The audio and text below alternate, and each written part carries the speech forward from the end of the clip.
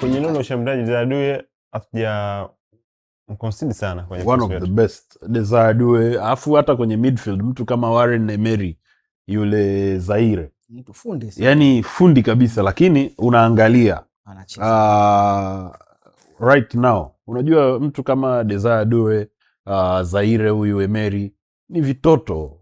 They almost nadhani wanaelekea kwenye miaka 20-21 sasa hivi. Unaona jinsi ambavyo wanacheza wakiwa PSG.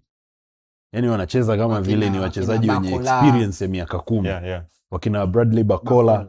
Yani Faransa imemwacha mtu kama Vinga, lakini hakuna mtu anayemzungumzia. Wala hamna anayemkumbuka. Hakuna mtu anayemkumbuka. So crazy, man.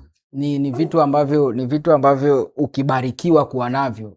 Mateta ndo watu walikuwa wanahisi kama hataitwa, lakini kwa fomu hii una mchezaji kama Michael Olise ambaye yani Michael Olise ana goal involvement nadhani kwa Bayern almost 73.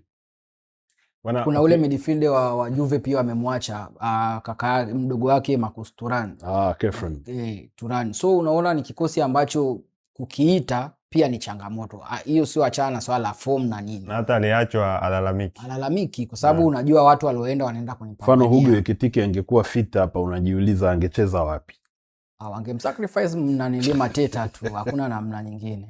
Sasa unamsacrifice Mateta kwa kipi ambacho Hugo Ekitike amekifanya? Kwa sababu Riverside alichokifanya kabla ya kuumia, kama wangeenda hivi, mimi ningemchagua Jean-Philippe Mateta over Ekitike kwa sababu Ekitike ana street football ambayo inaweza isikusaidie sana kupata matokeo, kupiga back pass, kupiga back flips, kupiga visigino, sijui rabona, hivyo ndo vitu vya Ekitike.